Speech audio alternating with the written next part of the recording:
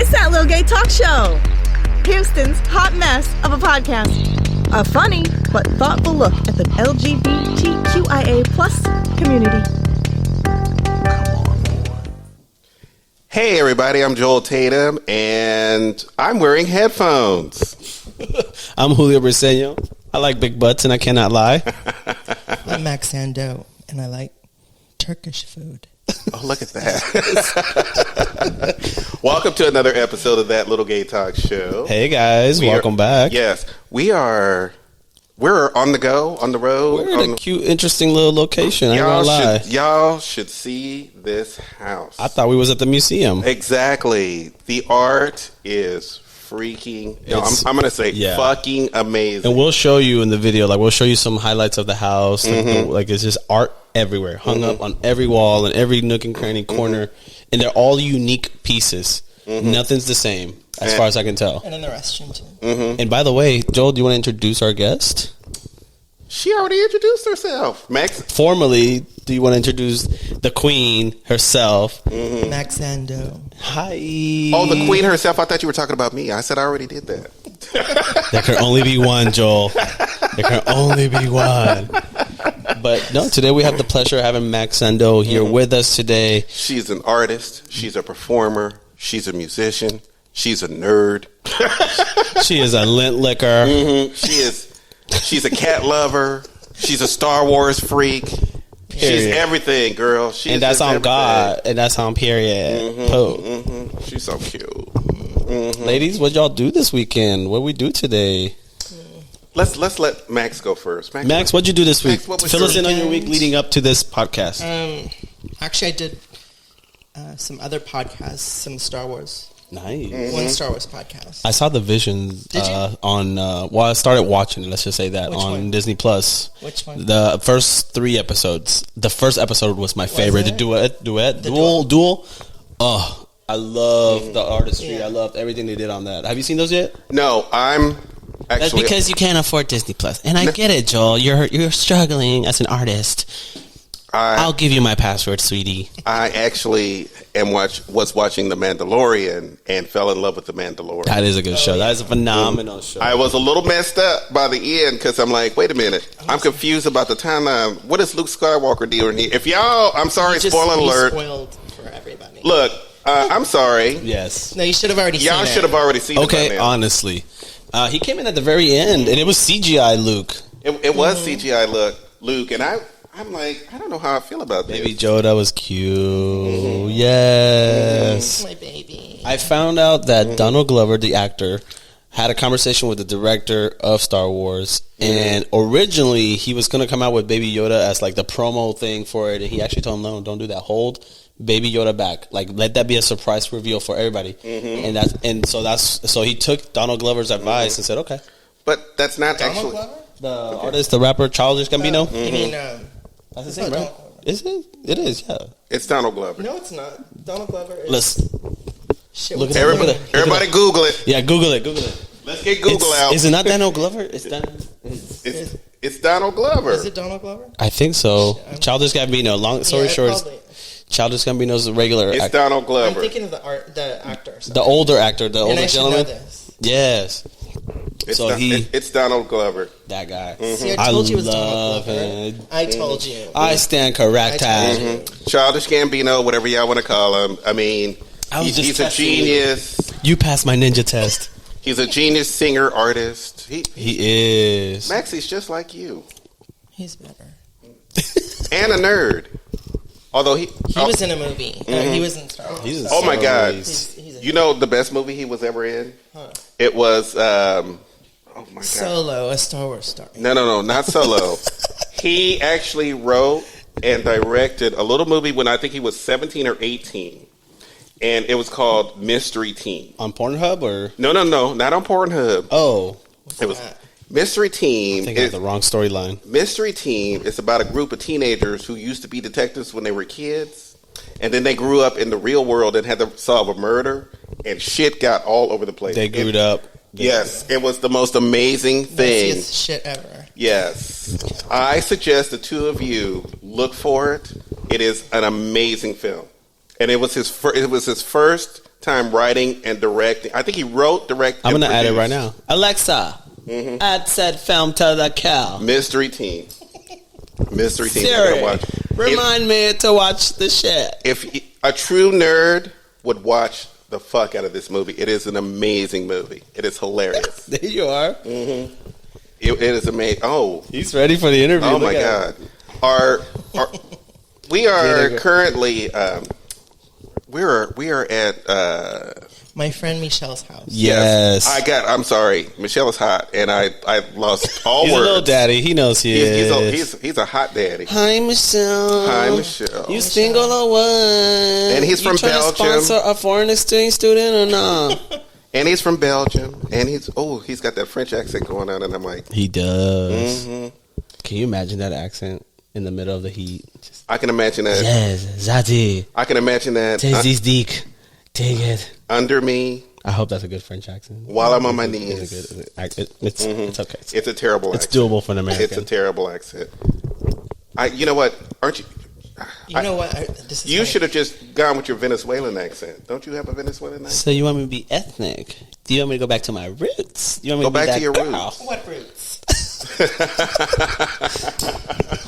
That was Candy Darling. Okay. What roots? You know what? We are doing an episode on the couch, which I have never. I fucking love this, by the way. Me too. We need to incorporate couches moving forward to any podcast. Like, I'm digging this vibe. The only problem is that when I work on the audio and in post, We can see your camel toe. Yeah. the audio in Not yours, post sweetie. is going His. to. He also has a camel toe. I said the audio, not the video. Good Lord. Did you see Max's reaction? I'm like, what? I know. She went, what? Again? You can see it? Yes, sweetie. I meant to tell you earlier. No, she didn't. She But wanted. for the entertainment value, we left at. Exactly. She Chill. wanted all of What's up? YouTube to see your camel toe and judge you by your camel toe, girl. Because you know the comments, this bitch had a camel toe. Oh my see her camel God. toe? Did you see her camel toe? It was fucking amazing. And then the camel toe will have its own OnlyFans. Exactly. And And its own YouTube show. And girl, it'll blow. Get it, mamas. No, but I'm definitely digging this couch vibe. I think we should incorporate a couch moving forward because this is relaxing. Usually we sit at a table, which the table is cute and all, but like this, every once in a while we got to switch it up. But, I'm thinking about all this stuff on a technical, in technical terms because I'm like, you know what? Technicolor. I need to have mic stands, or we need to do wireless, or we need to do something like. See, in my head, I'm already thinking about the possibilities on how to make this even better. What I because need Misha to do is turn the AC on if that's possible. Can you send him a text? Be like, I'm sweating a little bit. send him a text. Be like, Papi, it might be the amount. Gazi. We have the red cups Well, we today. have light. We have the red cups today, I just turn so that fan on myself. it might be the. Okay. It might be the amount of bourbon that you put in these cups. I said, sure did. Whiskey. This girl Yes, I poured comes it up in. to me. I'm not drinking whiskey. I'm drinking. I'm already, bitch. I'm already my God. a third over. I've been drinking. This whiskey's hitting me right now, low key. Okay. So you might see drunk we're Julio. not gonna get through this interview. We'll make it just fine. But no, so Joel, tell me what did you do this week? How was your week so far, leading up to this podcast? Okay, everything leading up to this podcast for me. Bitch, by the way, you were excited as hell for this podcast. He was. By the way, Max, he was really, really excited about it. Yeah. He sent me so much information. He was like, girl, like, I'm excited. We're going to talk. We're going to do this. We're going to do that. Like, I was like, girl, he is really passionate about this. Because I wanted to because I knew that Max would make this episode. Yes. Joel This shit. speaks very This might highly be- of you, by the way. This could be the episode where she gives us a viral video. Okay, bet. I'm about that life. This could be the episode. What that you're she- not gonna do, Max? It's upstage me on my own shit. Because I'm not that girl. But I'm kidding. Everybody got real quiet. I was like, just joking, y'all. You know, Max, you probably already did just with the looks alone. Because all he did over there was talk, and you were. Okay. Actually, I'm gonna make you a shirt that says, I'm a very sweet person, though. I see that. Yeah. We do see that. I really Spell sweet, honey. S-E-T. KTIL. Sweet. Sweet. Sweet. I knew it. You're sweet. You're that girl. You're What that about you, girl. Max? How was your week, baby? What'd you do this week leading up to the podcast? I was on. Wait a minute. Didn't I Hold say- on. Oh, No, girl, we moved on. He asked me first. I sure did. Ladies Okay, hold on. first. You literally asked me what I did, And you didn't answer fast. interrupted the And you did not entire answer time. fast enough, so I moved on. This bitch interrupted Like the my entire relationships, time. I just moved on. Oh, don't say. Oh, please don't say. Oh, The shade that goes on. don't the shade, girl. Don't throw no shade on the air. No, not at all. Don't throw it. So, Max, how was your week? It was good. Gulp, gulp, gulp. Oh wait. Go, girl. Wait, didn't we talk? Yeah, you asked me, and I said that I was on 2 Star Wars. Yes. Star Wars podcasts, and then we started talking about Vision. Yes, we did. That's what See, happened. yeah, And we got tangent. told. Yes. We do. Which we do that a lot here. We'll start one topic and end up in a complete opposite topic. And by the time we come back, we're like, what were we talking about? Rewind. Let's So rewind. you were on 2 different podcasts. Do you want to shout them out? See who they are? Or? Yeah, from MakingStarWars.net on YouTube, Mm-hmm. and it was fun. I had a lot of fun. Actually, me and my Now, what was the show about? Was it like just fandom talk? Was it? Well, the first one we talked about. We did a reaction, or not a reaction, but like impressions of Visions. Okay. Because we watched all Oh, of yeah. them. Oh, okay. And by the way, they're like 15-minute episodes, which I loved. Yeah. Oh, it That was It was badass. like 2.5, and that's where I'm wearing a Visions t-shirt. Yeah, of course.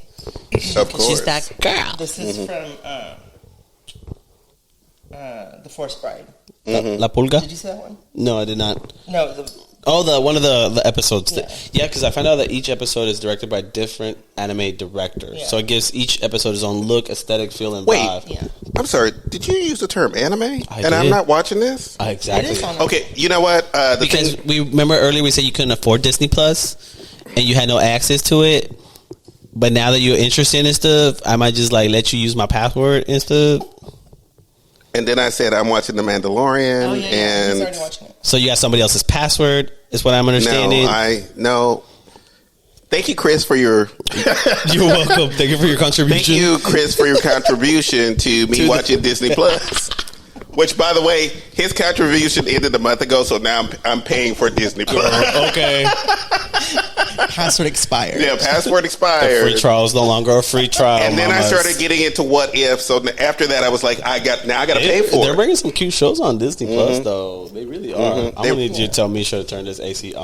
Isha, mamas, daddy. It is warm, isn't it? It Girl, is. we're sweating bullets up in here. I'm gonna sweat this it perm is. out. It is a little. If you don't hurry the fuck up and get on the F up, please. Okay, It's his house. it's his house. And what? And what about it? Okay. I'm looking at the second story. People are like, "What's he looking at?" I'm looking up there. He's talking. He's upstairs. That's what I'm yelling at. Oh my God, he is having a good time And this whiskey is because that whiskey is hitting. You know And that. so, It's really good, though. so Max, what other podcasts did you do? You said you did 2 of them, I think, right? You did. So the first one was the Star Wars Visions, impressions, and then the next one was talking about how I use Star Wars in my fashion, in my as outfits. as your There's a lot of aesthetic. people how that- you incorporate it, how it influences you, inspires you, and how No, does like what I actually wear. Yeah. Yeah. Wait, what do you mean? Explain that to me. So some of the pieces that I have, like Wait, do you make like your own No. custom pieces? Or? I work with Jen Martini, who's one of the fashion designers. Okay. I don't think Tony Rio's done any. No, he hasn't done any Star Wars stuff. But for example, there's this one Inquisitor's mask from Star Wars Rebels, Okay. and I spray painted it black, and then I used them as shoulder pads. Nice. Mhm. Nice. Do you have But- pictures of this stuff? Do you have an I do, Instagram? yeah, What is your Instagram? Tell the people. I'm Xandaux. Yes, And, queen. it'll be listed on the. Yes, yeah. I'll post a link like right below, right here when they're watching it. Like right here, y'all. Dang. Yeah, so, I mean, there's lots of different things that I. Do you usually make your own fashion? Do you? Oh no! So sometimes I'll go to the designer with some ideas, and then other times, I'm getting the sense you have a lot of designer friends. no, I have 2 or 3. Yeah, Did y'all hear that? yeah. Thank you, Michelle. I have none. And if somebody could be my designer friend, that would be lovely. Because Julio over there keeps complaining every time. If I put on an outfit, he goes, "Okay, you gonna wear that?" Legit. And I'm like, "Yes, I'm gonna wear You this." remember, we're gonna be on camera, right? Yeah, that's exactly what he he's says. like in And a I'm wife like, beater, I'm in his okay. underwear, and he's like, "What? What's wrong with What's this? wrong with it? I'm like, I feel Mama. good. I look good. Yeah, in your own home. And yes, and I'm like, I don't understand what the problem is. What is the problem here? So I guess I'm going to need. That's a different podcast. The problem is, So I'm going to need a fashion expert who comes over to my house before every show and tells me, nope, nope, nope, nope, yes. Me for free. Mm-hmm. Nope, nope, Period. nope, nope, yes. So Max, Yeah. Are you okay? So explain to me. Do you have the fashion designer Do I have friends? friends? Or do you have friends? a Do few. people actually like you outside of this? Yeah, they do. I'm a very friendly person. Nice. Yeah. So you got connections with people. You can just call them directly and say, "Hey, by the way, I'm thinking about creating this, or this is my inspiration right now." Yeah, and it costs What's this much. And I'm like, okay, let me get back to you in a few weeks. A year later, kidding. 1 year later, I'm here. I'm ready. Actually, when I first started doing my art, I'm going to back up for a second. This is a nice segue. So I started off as a self-portrait artist. Okay. And I would use myself, pictures of myself, and I would use computer art, whatever, and Digital. Design. digital, and so to create different imagery, and so it started off there, and then I ended up meeting. Well, actually, I met my friend Tony Rio before that, and I already knew that he did fashion. Okay. And I had secretly, that's why I said thank you, Michelle. Thank you, Michelle. Thank you, Michelle. He finally turned on the AC. I don't know if he finally heard me yelling. The voice, the echoes got to But him. I was saying, Because, girl, Yeah. you're so rude. But go ahead. Ma'am. She was in the middle Yeah. of sharing her life story with us. I'm done. Go ahead. Period. so I secretly had wanted, Tony to make me something, and I didn't ask him at that time for various reasons. But then after he started seeing what I was doing, he's like, why don't I start making you some costumes? And then we could work together and photograph. Tell me that. about Tony. What does Tony do? What's his style? Where do we find him? I'm not familiar with him. I'll be honest. Tony Rio. No, Okay. he's not really active on social media. Okay. With his art, his fashion. Fashion. He did. He doesn't feel like several he has years to. ago. Okay. Because he was focused on his fashion. He did fashion shows. Is he a Houston-based designer? Mm-hmm. Yeah. And what's his style? Is it more like dark, commercial? No, is it more private, piece by piece, couture? It's a bit of everything. Is he avant-garde? Is he That too. Oh God. Oh, I'm sorry. I'm sorry. What happened? I burped, I guess. In my face. Oh my I'm God, sorry. Joe. Did I do it in your face? I did not mean to do it in your face. Just kidding. We'll cut Okay. this part It out. sounded like something came out. I was trying to do it this way. I'm still teaching. And- She was okay. born in a barn, and so I'm teaching this little calf She to. was born in a manger. Go ahead, girl. Just tell your It's story, me. girl. You were talking about your designer. Yeah. So You mad, sis? Are you mad? No, I'm not mad. I just want her to tell the story because I'm interested. Yeah. So, but so we started. He made me some, outfits. We collaborated on photographs on like a photo shoot, and then I would go and. Is edit that typically like your working style, where you'll collaborate, or That you was- feel off of? Do you feel off of energy based That on was people? the beginning. I haven't. So we did that at first, and then Maripaul actually suggested I continue using photograph myself Okay. to do that. And So- for those that don't know, who is Maripaul? Maripaul is she's an artist herself. She's very well known for her Polaroids. Mm-hmm.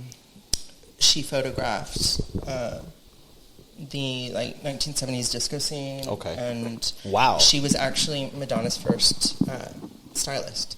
She's the one that made the rubber bracelets. You were telling me about that, and I didn't know that far back into the culture that. Oh my God, that she was the one that created those, and then you told me that it got ripped off after Yeah, that. after that, everyone ripped off. You remember Madonna's rubber butt? Yes, I remember that. I'll look them up, and I'll post a picture for reference. Well, I'm sure all of y'all know who Maripaul is, or who Madonna is. Yeah. Who's Madonna?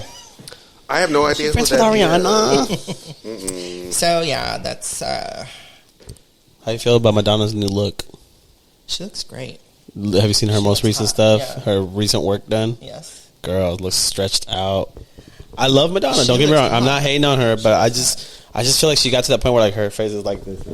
I think that's And I'm fine. like, girl. I think it's fine. Well, if you can afford it, get it. Well, not everybody could be Cher.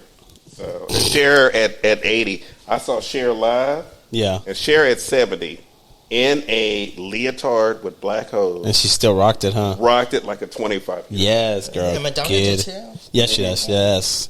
She still puts on really. I've seen some of her concert footages on YouTube, and they're like, she puts on a phenomenal fucking show. Like the whole aspect from beginning to end, like your money is well worth it. Yeah, she's amazing. It's not like most artists that just come out on stage now, have maybe a basic ass backdrop, and they go, "This is me." I got to meet her, or I said something brief to her, and she said thank you, or she said you're welcome. Oh, thanks, girl. Mary. You remember me? She's like, no. I'm sorry. What's your name again? Max Who are you, sweetie? No, Wait, but where did you meet her? in Florida it was at an event. Nice. Well, let me find out you're over here mingling with the stars and everybody. And Well, so this is. I really want to talk about this. Tell stories. Tell the stories. Tell stories. So once upon a time, You don't have to say names. Just no. Once upon a time, I did study Kabbalah. okay. Yes. Yes. And actually, that's where I met Tony, and I did that for a few years, and believe it or not, it was I was taking like classes like really late. Like I think they started after midnight, and they were just really intense and deep and stuff. And what does a class entail? Like what's in? Oh, I don't want to talk about that. Okay. But no, it's just a lot. You know what? I'm sorry, Hula. I know I haven't said much, but because I'm trying to listen to what's going on with her. Yeah. But I felt like there's an intensity to Kabbalah? No, to the story that you're telling, because there's a little bit of Hold back. there's a little bit of waterworks going on. Uh-oh. I mean, when you were telling the story, No, but she's sweating. No. She's sweating. She ain't crying. She's sweating. It was okay. hot in here. I was getting worried because No. I was like, what did they do to you, girl? No. Was it Oh a my cult? God. Were you in the cult? No. Blink twice if you need help. Well, Max. I mean, she literally. Well, I think for me it was. I don't really want to talk about it. And I'm like, The reason I say I don't want to talk about it is because I don't want to go into a conversation about spirituality. It's just whatever. So it was, I did that for a few years, and actually, because of a class that we took, or just one little part of the class that I got from it was, why do you get an idea, and it only stays at a potential state if it's only an idea. If you don't manifest it, that's when I started doing my art. This is, the beautiful thing is that this is where me with, you know what? I've talked about this 1,000 times. I've been doing this now for almost 3 years. And I didn't tell Julio this, but we actually, You're the show gay? actually reached. You're gay? No. The show actually reached an achievement. We have now had 10,000 downloads. Nice. And When did that happen? it happened today. That's badass. That's awesome. It happened today. Okay. But I think I understand what you're talking about, because when you sit around with a bunch of people and you talk about ideas, and they talk about all the ideas that they have and all the stuff that they want to do, and then you come to the point where, with me, it was, hey, I know how we can make this work. Yeah. That idea was fantastic. I have a whole thing, a whole outline of how we can make this work and everything else. And then it was just an idea, and I don't think I'm ever going to do it. Yeah. And that's why I like to surround myself usually with people who are doers. Yeah. And if I come to people with collaboration projects, because in my mind, I'm ready to go. Let's just do this shit. Let's get it started. Let's make it happen. But there's nothing that annoys the fuck out of me is when you have ideas, you bring it to the people that you know this will benefit, or if the collaboration will be fucking awesome, and they're just like half-assing, like, I'll get around to it whenever. Let's do it next week. And next week comes, I'm busy. Sorry. The good thing, you should always do something when you feel inspired to, and not. I'm a big believer now, not doing something out of like forcing yourself. Yeah. You have to feel it. I get a lot of creative frustrations because the people that I encounter, I'll throw the ideas out and I'm like, I have the equipment, I have the things, let's do this, let's do that. And I get the responses are very like, I mean, okay. Or let's do it next Tuesday. And then next Tuesday come, hey, I'm ready to do it. What's up? What's going on? Oh, I forgot. You told me about, you did, my bad. I'm just like, bitch. You know what? Let's take it to another perspective.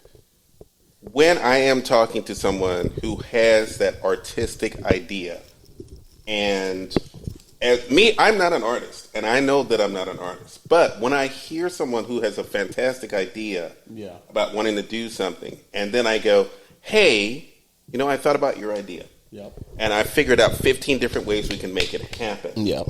And then they go, you know what? No, it was just an idea at that moment. I'm not going to make it happen. Yeah, because when I'm with Joel, and it's frustrating to me because I'm one of those people, like, I like to think of creativity at all times. So I'll throw 20 things at him at once. He's like, shit, what the fuck? But at the same time, when you're the artist, or when you're someone who believes in the artist, right, or someone who wants to sponsor, I always feel like I always want to sponsor the artist. Yeah, that's what I feel like, because I had a slight writing career. It wasn't very successful. I let it go. I came to terms with it, and it was fine. But I always realized that I could help someone else. Yeah. If I heard a fantastic idea and I wanted to help someone else realize that idea, then I said, you know what? I will help you realize that idea. You tell me what you need, and I'll make sure it happens. I think my biggest frustration is that when I say those words, that's when they back down and say, I don't follow want to do through. When you actually show support, when you actually encourage them. Some people, the thing is, some people they don't want to do it. Yeah, or some people aren't used to that encouragement. They're used to hearing the no's and the hate, or why are you doing that? Making made fun of. So when somebody comes along and says, "No, I believe in what you're saying," it's like, who are you? What do you want? What is this about? What is this really about? Yeah. It's me trying to help you do your thing, and So Max, to bring it back maybe a little bit, cause I'm trying to get your story in order. I'm trying, because we are all over the place. So when did your artistic career start?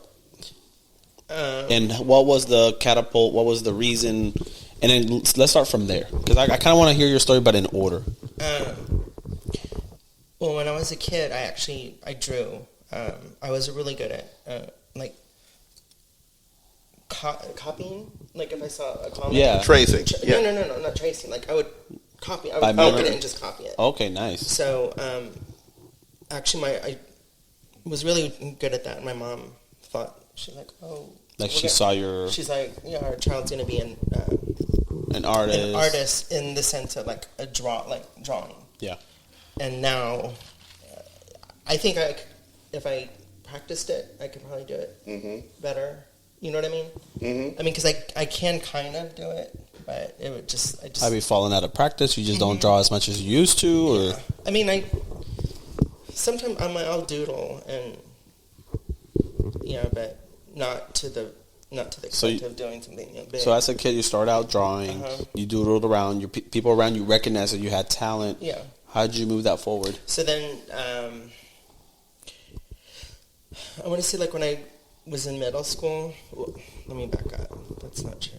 Elementary school?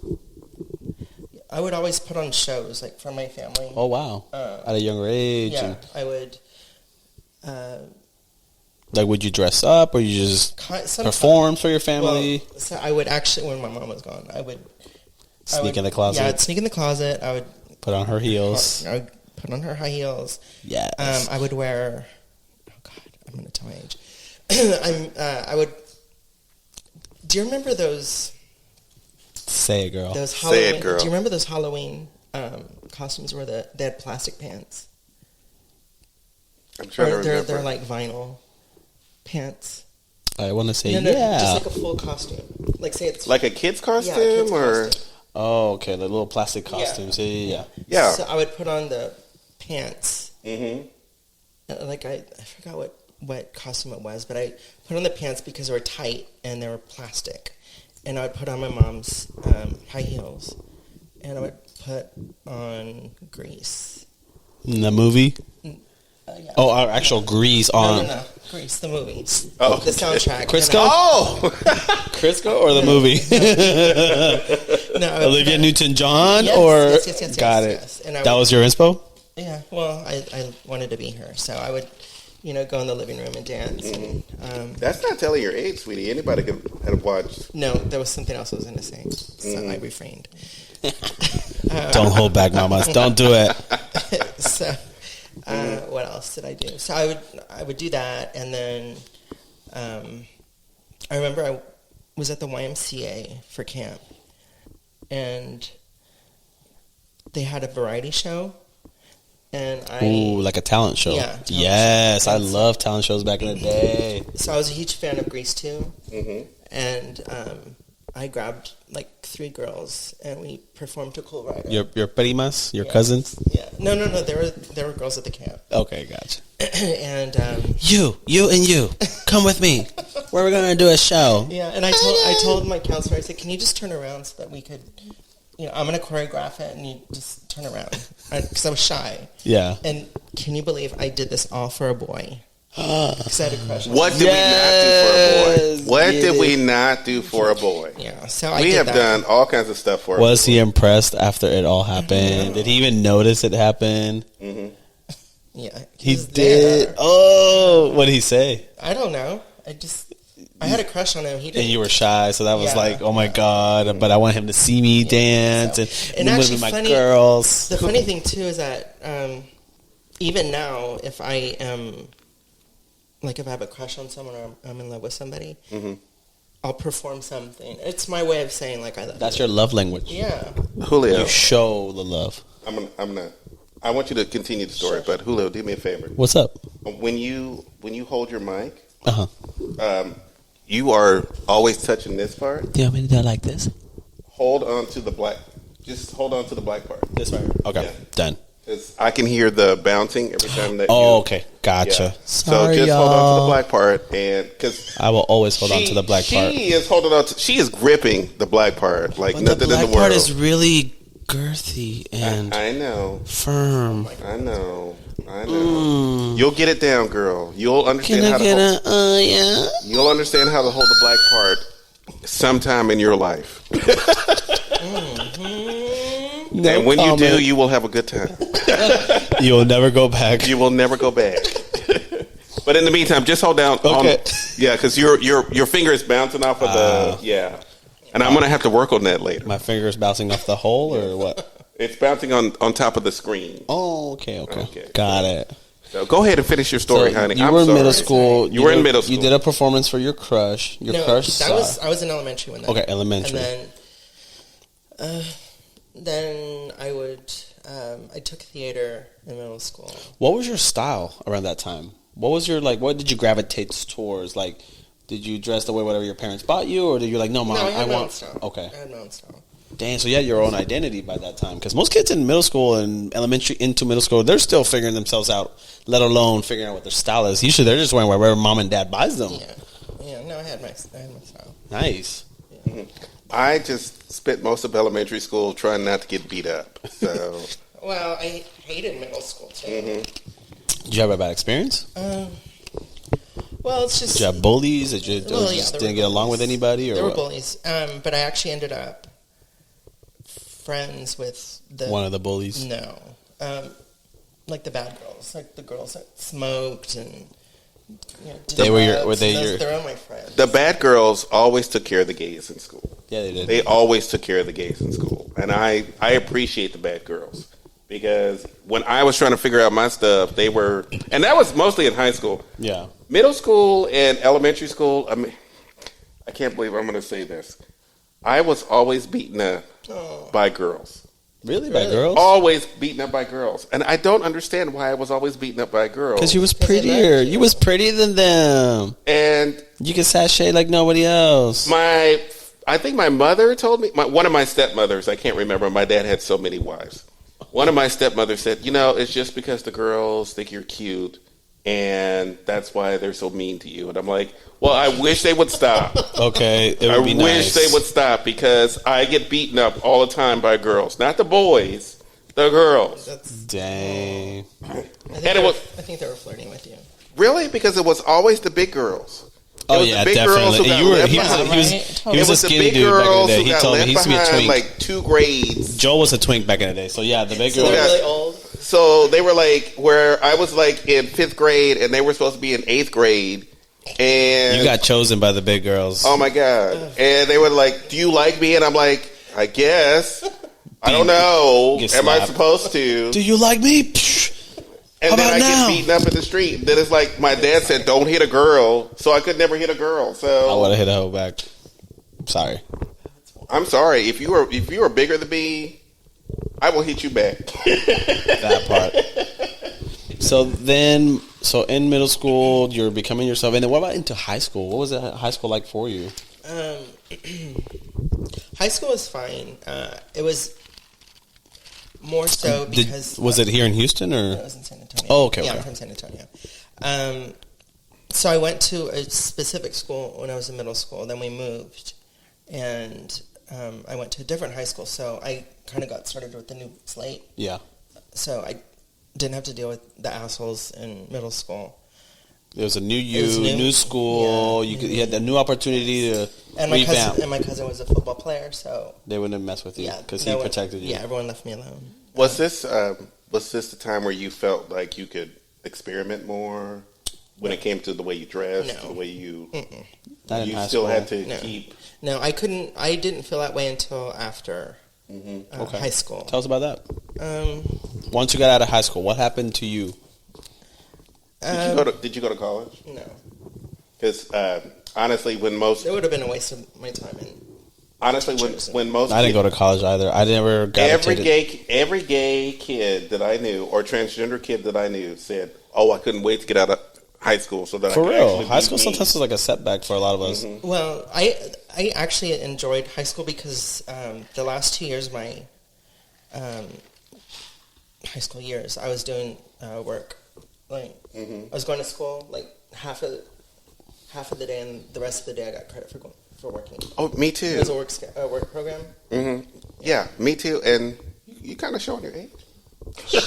And well, I'm the oldest. Don't worry. I'm still the oldest in this group. I'm still the oldest in this group. So nobody. That part. Nobody. I'm 35. I'm me. 35 too. Are you really? Where? Wait a minute. Where? Wait a minute. With how many years of experience, man? No, go ahead. No. You said in your bio, "Don't talk about my age." I didn't. I mean, I'm not saying my age. Anyway, let's go on. So after high school, that's where we're at now. So you get out of high school, you're in the real world now. Yeah. What's Max doing? Where's Max at? What's the goal in life? What's your... Max starts wearing makeup. Yes. How did that go? When a couple of friends saw me, they were like, "Oh, you're really pretty." Yes. And then, and then you were accepted by your friends. Nobody really kind of pushed back on it. What about family? Were they okay with it, or they just first they didn't get it? They didn't. No, What's your background? What's your cultural background? I'm Hispanic. Oh, Latina, Hispanic, from Central America, from Mexico. Central America. Yeah. Oh, yeah. From Central America? No, from Mexico. No. Got it, girl. Got it. Understood the assignment. Yeah, she's part of the United States. How did you graduate again? Hispania. Were you at work during that time? Girl. That's so rude. This is what happens when I'm a shady bitch. I'm sorry. I'm a shady bitch at heart. I'm a bartender. She's a South American. No, bitch. Yes. I bartend in the neighborhood, and I'm used to like having my comebacks locked and loaded, ready to go. That's she couldn't wait. I'm for sorry. That I didn't mean to. She could not wait for that read. I was gonna ask if you're Mexican. No, Venezolano. I'm kidding. No. You know how that is. Okay. No. I'm used to that question. Yeah, are you Mexican? Yeah. Sure. It doesn't bother me at this point. No, I'm just kidding. I'm saying that because. We know how it is. Yeah, no, for sure. I grew up in Kansas, and so this is way before. This is back in like, very. I'm gonna need girl. Your house is pretty, but you turn the AC on, mamas. Misha! Are you, girl? No, he's just doing it for the audio sound quality and all that. Mm-hmm. Where's my fan? Okay, bitch, for real. I feel like we all need 3 fabulous fans right now. So, dude, I might just go ahead and turn that one on just for laughs and giggles. But so you're out of high school, you're started wearing makeup. You're now, because usually when we all get out of high school, that's when we can start truly becoming ourselves, because we're no longer surrounded by the kids our age. We're no longer surrounded by that. Oh my mentality. God, I could not wait. As soon as I was living on my own, I was like, I couldn't gay, wait. Yes, gay. Screamed it. She screamed it. I stood on my balcony going, just like, oh girl, no, I lived in Greenspoint. No, I lived in Gun. Which ward is that? That's on the far north side where all the guns are. I was going gay. So the 5th ward? No. Okay. Outside on my balcony, and all the download men were going, hey girl, we'll remember you. Okay. We'll come over to fix something or bring you something. That part. You can't tell our girlfriends though. You can't do that. But we'll remember you. Misha's couch. I don't want him to get pissed. Like, I'm so sorry, girl. Yeah. We would. I would go. So around this time when you got out of high school, you started expressing yourself more, and your individuality came through. And were you starting to get into the art culture then? No. Did you get into the fashion culture? Where were you at during this point in your life? I was where I needed to be, but it wasn't anywhere near where everyone else was. Yeah. I wasn't doing. What does that mean? I wasn't going to like I for was example, going to clubs. Okay. But I wasn't going to like raves and stuff like that. Gotcha. Like, what everyone else was doing. And you were still in San Antonio during this time. Yeah. Okay. And I would go. I remember like getting dressed up and asking my roommate, let's go riding around. So we'd go driving around. Okay. I would flirt with the guys on the street, yeah. like in other cars. While you're in the car in motion, hey, daddy. Yeah. It was. Well, that was my only time that I could actually do anything like this. You want to go play? Because my boyfriend at the time was jelly. No. Come through, boyfriend at the time. Or just casually mention or breathe. You don't have to go into the details or anything. Well, he didn't know that side of me yet. Or he kind of did. Yeah. And in fact... Wait, what do you mean by that side of you? Well, being trans. Gotcha. So, so that was... If I may ask, is that around the time you decided, hey, this is my journey and this is where it begins? I was figuring it out. Gotcha. Yeah. Gotcha, understood. But then actually when we talked a few years ago, no, that's not true. I asked him. Oh, you still keep up with him? Yeah, we're still friends. I remember asking him, like, if I, were to ever be this, would you still be with me? Would we still be friends? Yeah. And he said, yeah. Wow, that's a good friend. That's a keeper. And then several years later, when that happened, he's like, I had a feeling, I figured. You could see the signs where you start gravitating towards certain things or changing your lifestyle a certain way. Mm-hmm. Nice. Yeah. Was this the beginning of your journey into art, music, everything else? No. Or just transitioning at that moment? So I was always a fan of Madonna and just, icons. Yeah.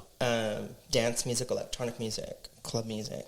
And mind you, let's keep in mind, this is at a time where, like, this is before cell phones. And I was there. Look, I was there, too, at a time before cell phones. Don't get me wrong. So I'm not being shady. No, I'm remembering. So at that time, we would care about certain artists a lot more than we know. Because now we can just get on the phone, look up anything, and it's there. Yeah. And we take it for granted. But back in that time, like, we had to look up Donald Glover. You had to seek out an artist. You had to go to the record store. You had to. Yeah, you had to be a real fan to actually give a fuck. Yeah.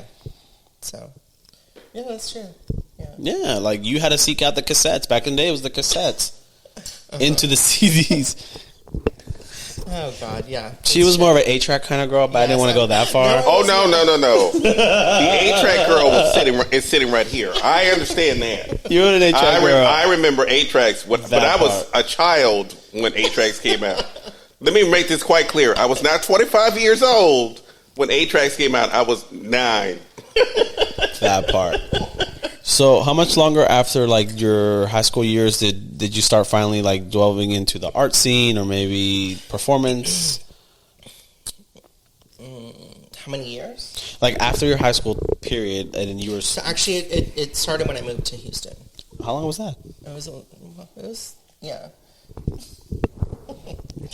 I think what we really want to get into is the fact, especially musically, when did music become the thing for you? And by the way, we will in the description we will post the links to the songs, songs. Yeah. Mannequin. Name your songs for us, please? There was Mannequin and Pleasure Dome. Yes. And there's 2 remixes of Pleasure Dome. So actually, when I got involved with music, are you okay?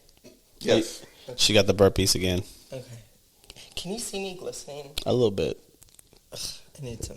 We need you to turn this AC on, Misha. Text him, call him, be like, girl, we'll pause if you have to. Do we want to pause? Let's do a break real quick so we can tell Misha turn on the Yes. motherfucking AC. Okay. I mean, okay, don't be respectfully. Be nice. Respectfully. We're in his house. I mean that with Misha. If you're watching this, I mean that with love. Mm-hmm. You look cute. Your outfit was cute. He is going to watch. I'm sure he's going to go on YouTube and watch. He will. This She's going to send him the link. I'll send you the link.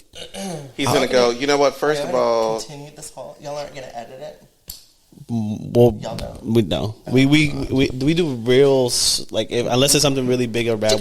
Yeah, but I mean, there was one time Julio said something that was inappropriate, and that was the only time I ever. And he called me out, and I was like, "Yeah, you're right. Take that out." Yeah. I agreed with it. But for the most part, this is very open ended. We try to keep it as natural as possible because these are natural conversations. Yeah. And I'm a big conversationalist, and I believe in having natural, normal conversation. Here, I'm going to turn what I'm going to do is I'm going to turn the fan on at least. Yeah. Yeah. That's why I asked if we could pause. Mm-hmm. It's just we can pause. Let's pause. Let's take a little bit of a break. I think everybody needs a little bit of a break. I'm okay. We're good. We just need some air. Yeah. Circulation. That's why it's getting humid hot. I'm back. All right, so where was I? Okay, well, so this was after high school. Honestly, I think we have empty drinks here. I don't. Do you want me to get you some whiskey, girl? Let's go ahead and just take a break because Joel it's on his mind. He just wants let's just do a quick. Let's take 2 minutes and we come back, and that's on per. And we're back, and by the way, if you didn't hear this, I told Julio that he looked hot, and you will never hear that again. Please don't do that again. I will not do that. But he was standing behind y'all should have seen him though. Because I was looking cute. He had his Whitney shirt on. You know why though? Because I'm that girl. I'm that bitch. With his Whitney shirt on. Yeah. One part hanging out, the other part. And, Julio's been going to the gym. And if Julio, trust me, whatever is going on at the gym, you've been doing a good, girl. I've been sucking dick. You've been doing a good girl. You've been lifting those weights. I've been putting my mouth to work, You could use a little work in the back, though. I don't understand why you don't do no work in the back. Work in the front. Yeah, I don't need no work. I don't need it. You could just use work all around.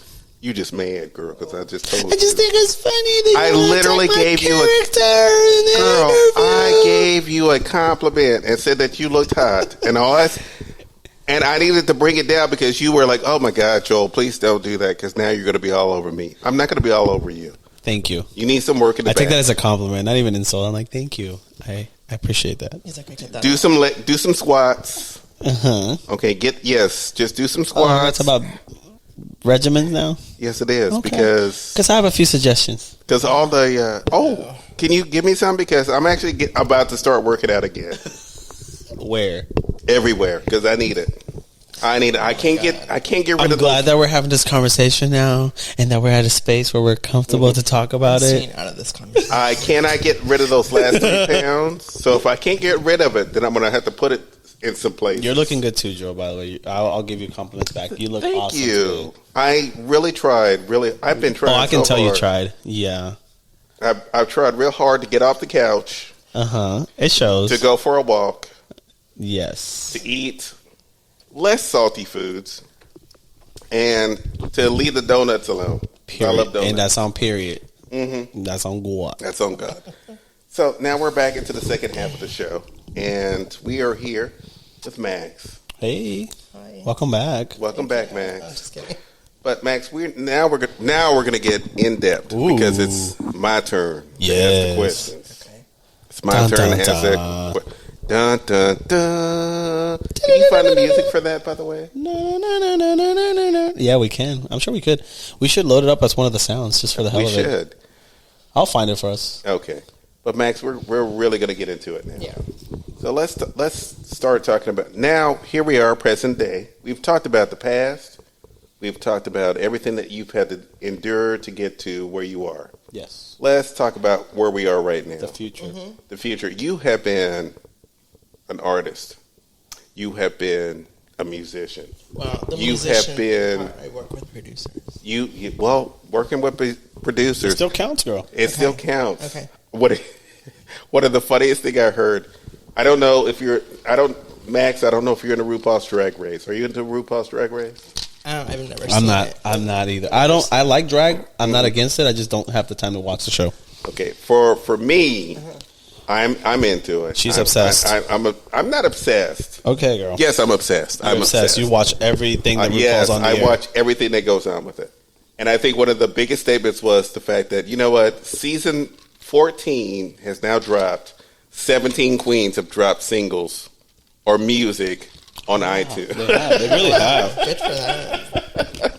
So the Trixie fact that Mattel just came out with a song with that gay country artist. I forget his name. Herbal something. She actually has a documentary on Netflix. Yeah. That talks about her career in country music and everything else. So watch that. It's cute. But the fact of the matter is that you've been all over the place when it comes to art, music, and everything else. Mm-hmm. What inspired you to just throw yourself into it? Well, I've always wanted to do it, like ever since I was a kid. I mean, I'm sure there's many people that have, just performed in the mirror, and I have, just pretend that you're that girl bigger than life, Mm-hmm. So it's always been there, and acting. I always used to want to be, an actress, and so that's always been there. It hasn't gone away. Mm-hmm. But it was just putting my foot forward and doing it. Was it the idea of you coming to grips with your true self? Had nothing to do with it. Actually, that's your phone, Joe. Oh yeah, that's right. No, we're turn off the vibrate at least. Actually doing my art, and I had a makeup artist that would do my makeup like amazing. That really was the starting point where I felt comfortable. Mm-hmm. That's who I was. That's who I am. Mm-hmm. So because we're sitting in a house of amazing artwork, some of it which is produced by you, by the way, mm-hmm. that you put together. Where you had to have figured out how to. Well, where the creative spirit of you came from. I had it. Mm-hmm. It was always there. I always had it. It was just a matter of doing something. Mm-hmm. Yeah. So I wanted to be. I looked up. I had idols. I had people that I looked up to, and I want to be that. I want to be that, but I want to be me. Your inspirations, what you drew from, mm-hmm. and then interpret it in your own way. Right. Mm-hmm.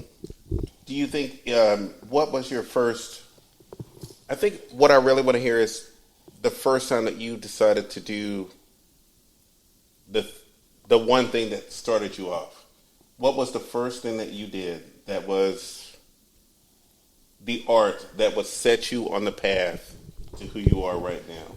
What started all of this? Do you remember that moment? That tease, that piece, that time? That piece, that musical time, that thing. Well, from being a kid, like I said, going back to performing in my room. I mean, stuff like that. Mm-hmm. That's where it started from.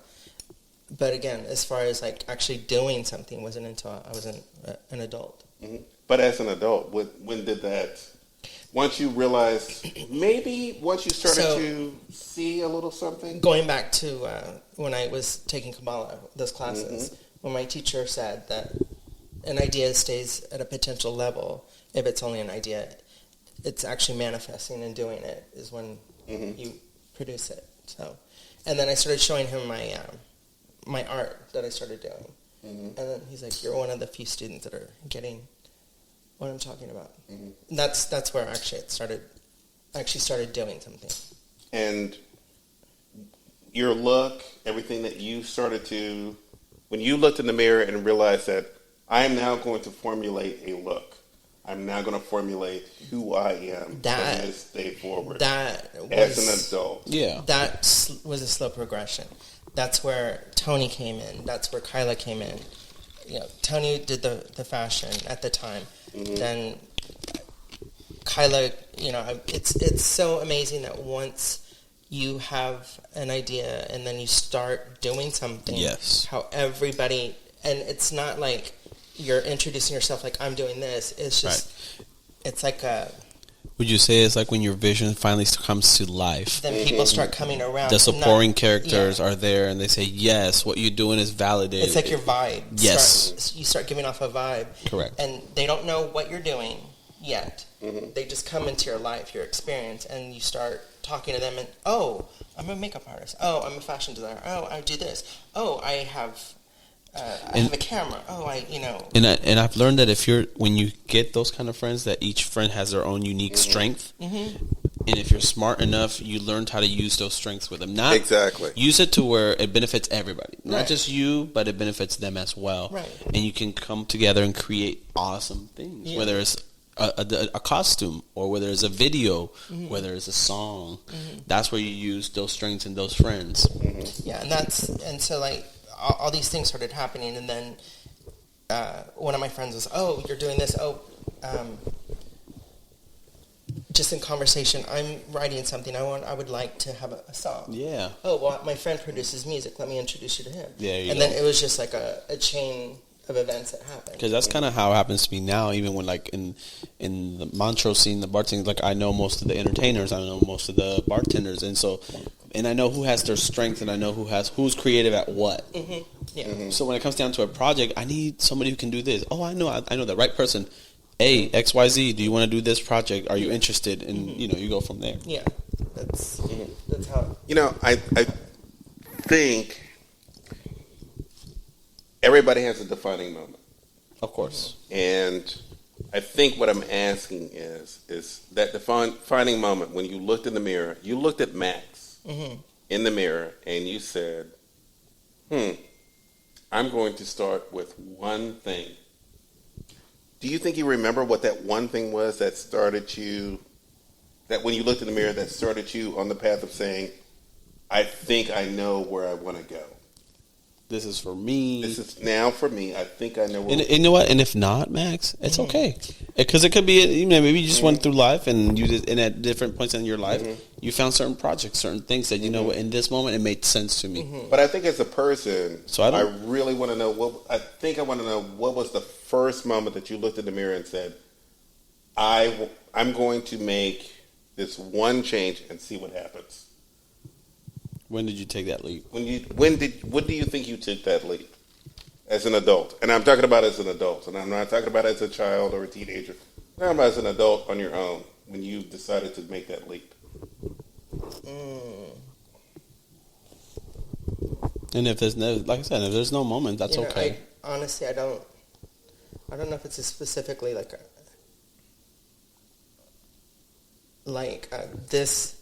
this is where I am, this is what I'm going to do. It was just an evolution of there you go. All these things happening, and then it was very fluid, more so. That's your answer, Joel.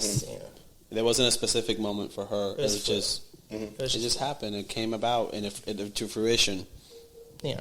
And I think that's the most amazing thing, because I think when it comes to an artist, I think it's more about that first time that maybe you picked up But for some it is, not for all. Like, 'cause every artist is different. Everybody creates differently. Whether you're a podcaster, a painter, and a sculptor, everybody has their moment. And for example, like what I'm understanding from Max is saying, you can tell there's no defining moment that was like, this is it. This is the green light for me to go in this direction.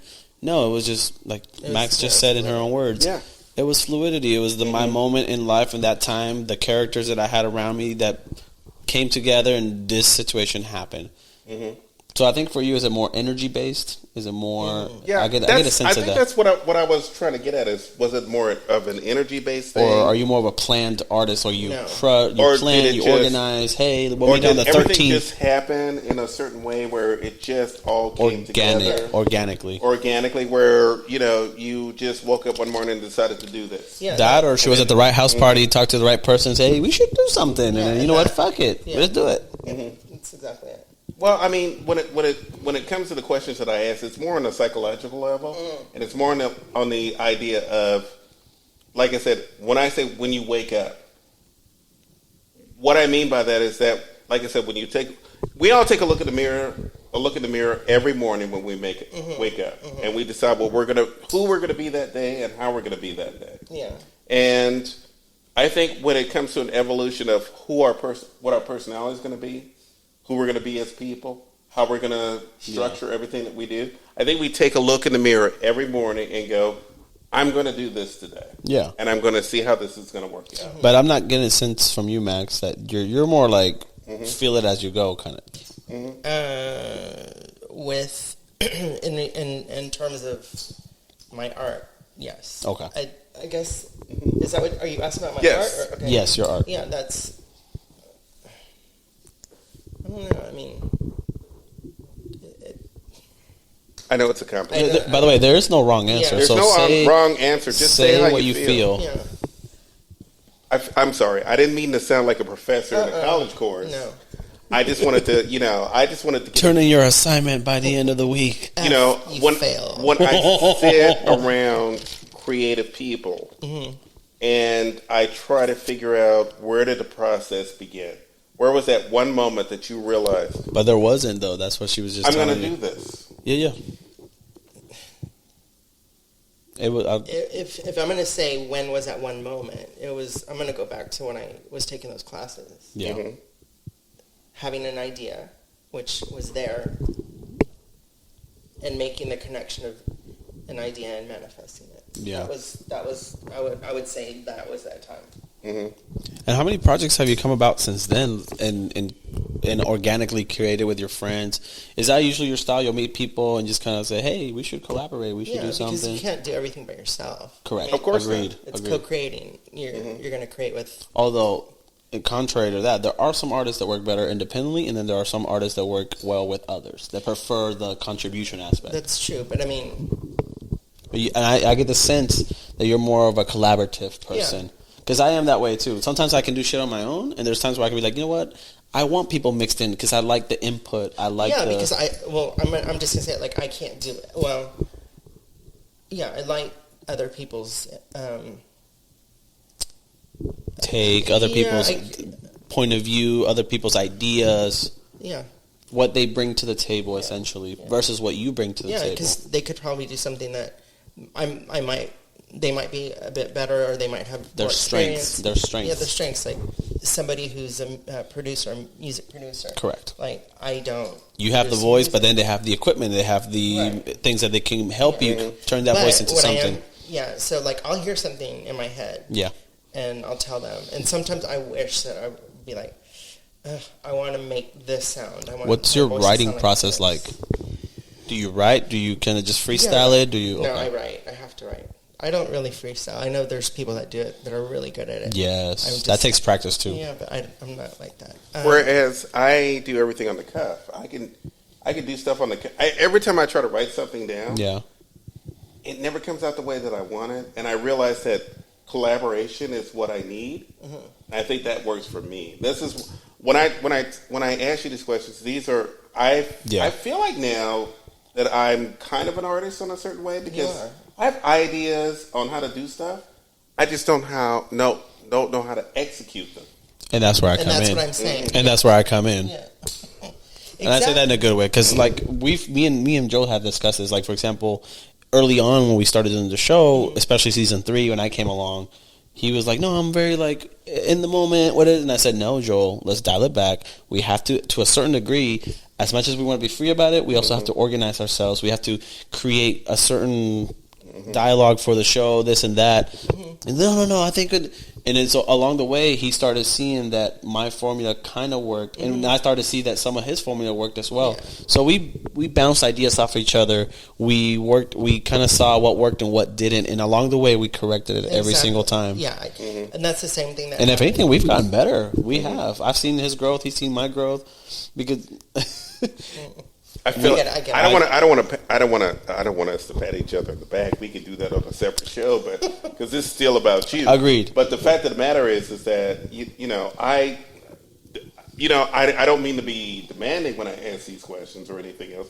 I love the art community. Yes. And I try to learn from everyone in the community. You like picking their brains. And I love picking your brain. I really do, because I see you out here doing it. Now, by the way, you're also still working a regular job, trying to take care of the bills and doing all this other stuff. Like most of us creators. And you're still struggling like the rest of us. Oh, my God, Joel. Well, I mean...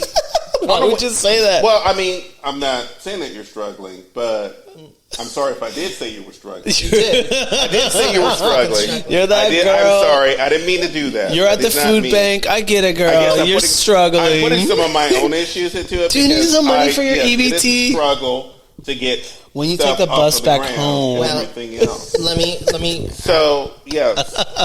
Let me add a little something. Okay, go for it. Please do. If you're going to say you're struggling, you're struggling. I'm struggling. No. Why would you want to put that energy out there? No, because... I get what she's saying, though. Don't say you're struggling. Well, I love the fact that you asked me that question. Yeah, because what you put out, you get back. Yeah. This is why I love the fact that you're asking me that question. Because sometimes I did not realize how hard that this could be sometimes. Yes. And I did not realize the work and effort that goes into it. Yes. But every time I sit down to do an episode, I'm the happiest person on the planet. That's good. And I understand that all the stuff that I go through beforehand... I can testify that's true. All the stuff that happens beforehand, all the stress, all the worry, all the... How am I going to do this? Conversations. Conversations, all this other stuff. When I have a successful show, it makes me the happiest on the planet. And we've learned that not every show's perfect, because sometimes we've... Yeah. And even if you don't have... Actually, if you... If you say that... Or if you have a show that's maybe not as... But that's still... That's good, too, because now you know what you want. Yeah, exactly. And even when the shows are... And by the way, even when the shows aren't that successful... By the way... Even when I listen to it and I'm like, oh my God, Max, it's so terrible. Is it fair to say you don't like talking about yourself, do you? No, I do. You do? Yeah. Oh. Why? No, well, I was asking because I get the sense that you, because for example, in our conversations here, we'll ask you a question, you kind of like hold back a little. You're like, the reason, and I'm like, ooh, she doesn't like talking about herself, which is not a bad thing. I'm not attacking you or saying. I'm just like, because not everybody's comfortable doing that. What I do, I pause with my words. Oh, okay. Because I think very fast. Yes. And if I speak too fast, I don't say the right things that I want to say. Okay. That makes sense. So that's in any of my interviews or whatever, I pause. Okay. You want to think your answer through before you say it as you're saying it. You want to be concise. You want to be clear. You don't want to listen to yourself back and be like, why did I say that? Yeah, well, I've done that too. Or okay. And by the way, Julio and I both have that in common. We just say what we say. We literally do. I'm verbal diarrhea. I'm a naturally unfiltered, honest person by nature. Like I'm naturally that guy. Like, and everybody, like in my friends, my family, they know that. They know that when you're around me, and I'm not mean or vicious about it. Just if you ask me a question, I'll give you the honest answer. And I'm not. Hey, does this look good at me? No. Yeah. Hey, do you think what? No. You know, little questions like that. So that's where I come from. That's my background. And I think as a show where we have to interview people sometimes we have to like, okay, let them talk. Like now. Let them talk because... Just kidding. Like now. See, I like that. Go for it. Yes, because sometimes we are so open with how we talk. Yeah. And we forget that sometimes people need a pause, a minute, or in some cases, they talk about stuff that they can't talk about. Max, switching conversations, what do you have coming up next? Do you have any upcoming projects? Are you working on things right now? Yeah, I have, there's actually quite a few songs that I want to produce. By the way, have you got to that point where you're producing your own music? No. You're creating your own, you'd rather work with other people? Yeah. Which is fine. This is perfect. Yeah, that's how music is. Mm-hmm. Yeah, because I like their input. Okay. I think people are like genius when they can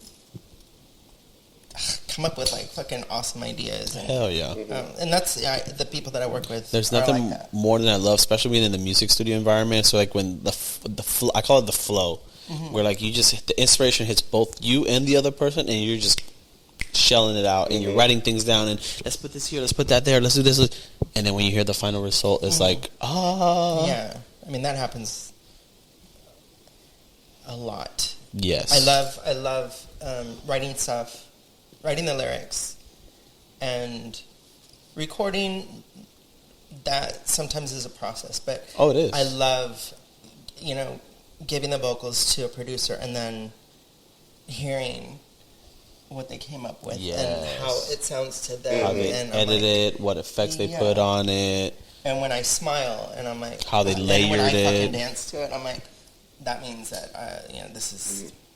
Isn't it the best feeling in the world when you actually hear your own music? Because and part of my creative side, at times I have delved into like creating my own shit or making my own music, and then when you hear your own stuff back, it's like it means so much more to you, and the happiness it gives you because you made that, you created that, and you understand it 100% what each lyric means. Like totally, it's a whole different experience. It's a whole different. It is, and I remember the first time that happened when with my first song, Violet Velvet.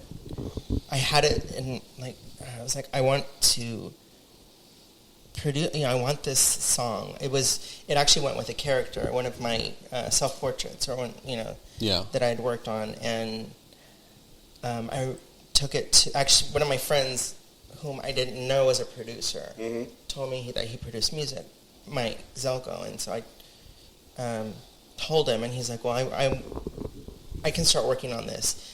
For whatever reason, I forgot what happened, but he wasn't able to finish it, and so he handed off to a producer who has his own label.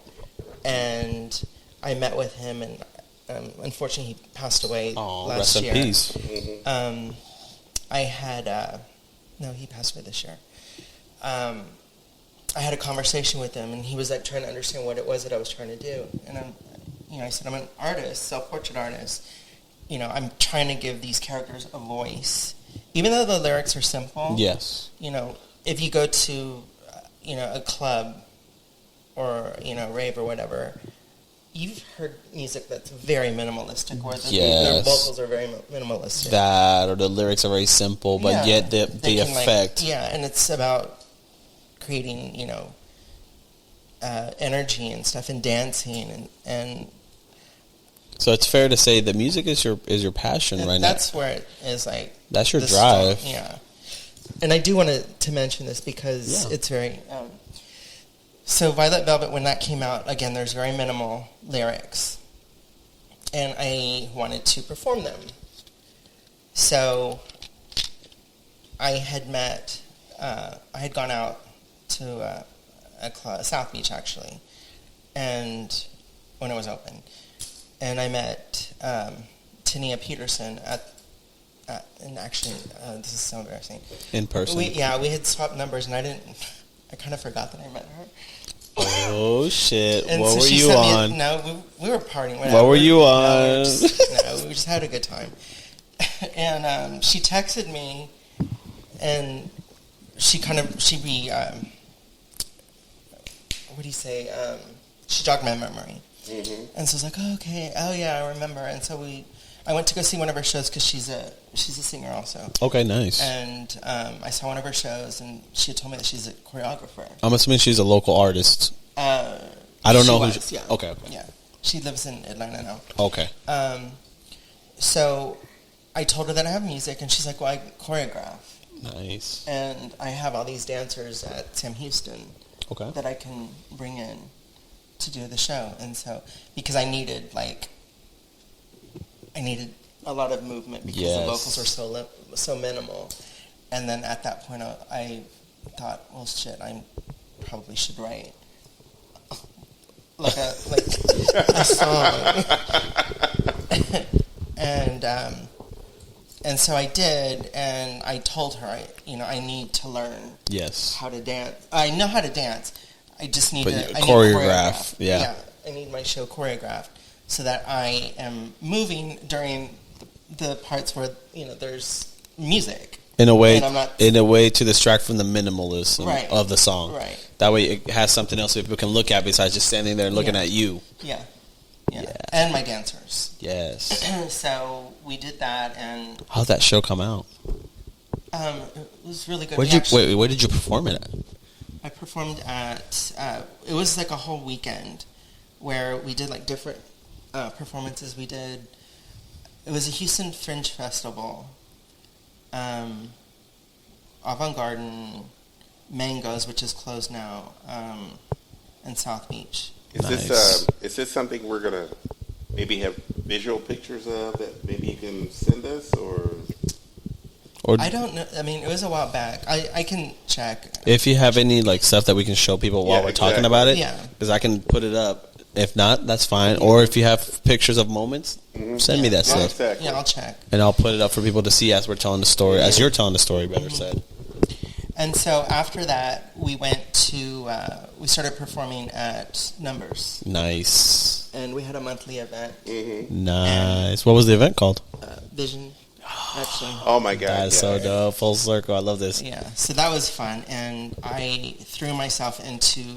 I love that Number stage, by the way. That stage is beautiful. It is. Number stage is beautiful. If you're ever in Houston, Texas, you have to go to Numbers. You have to go to Numbers. You have to go to Numbers. Numbers is iconic. They almost closed down because of the pandemic. Almost. My friend did a documentary about Numbers. Did it really? Yes, they did, and I watched it. I did too. Were you there? Send me that link, please. Were you there? No, I was. No, I was able to watch I didn't. Are you friends with Marcus? No, I actually someone sent it to me not too long ago. Oh. And wait, is that out on the internet? That documentary? I don't think so. No, I don't think so. What? No. How and why not? Oh, I want to see that documentary. It's good. That needs to be out and about. If you're listening, whoever created that, was it Marcus that created that? Because of the show, Marcus created that documentary. Some people are able to send me stuff. I watched that documentary. It's amazing. Marcus, if you're watching, please post it. Please make it available. I'm glad to have been a part of Numbers because our poster's in the back. Still to this day. That's badass, dude. Numbers is everything. So we had a monthly show there, and I threw myself into basically like a dancer. Yeah.